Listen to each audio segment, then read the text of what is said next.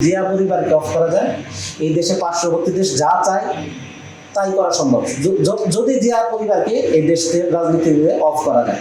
এবং এটা আমি শুধু তারেক রহমান দেখছেন যে ইউনিয়ন পর্যায়ের রাজনীতির মাধ্যমে যে জনপ্রিয়তা অর্জন করেছিল দক্ষিণ এশিয়ার মধ্যে সে একটা মডেল। তো এটা ভাই পার্শ্ববর্তী দেশের অনেক নেতার এটা হয়তো গাত্রদাহ শুনে গেছিল যে তারেক রহমান এই অঞ্চলের এত জনপ্রিয় নেতা হবে আমরা থাকতে। এটা দেশি বিদেশি ষড়যন্ত্রের একটা অংশ ছিল। বিএনপি সবসময় গণতন্ত্রে বিশ্বাস করে। বিএনপি তথা বেগম জিয়া এবং দেশনায়ক তারেক রহমানকে এই দেশের রাজনীতি থেকে সরিয়ে দেওয়ার জন্য এই দেশকে একটা পার্শ্ববর্তী দেশের তাবেদার রাষ্ট্র বানানোর একটা প্রক্রিয়া ছিল এটা। বিএনপি তো নির্বাচন এখনো চাচ্ছে। স্যান্ডেলিনা সো রূপচর্চায় আভিজাত্য।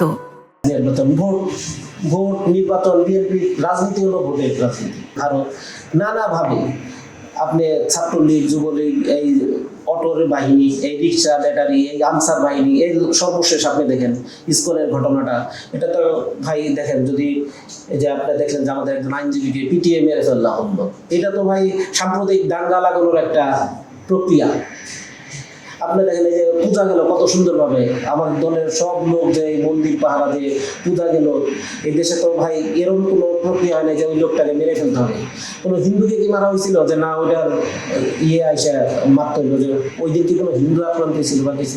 এটা পার্শ্ববর্তী দেশ ভাই এই দেশকে সবসময় স্থির রাখতে চায় এবং তাদের পছন্দের যে এই দেশের স্বাধীনতা সার্বভৌমত্বের কথা চিন্তা করবে না, তাদের ইচ্ছায় তাদের মানে একটা প্রদেশ হিসেবে যেন রাখতে পারে।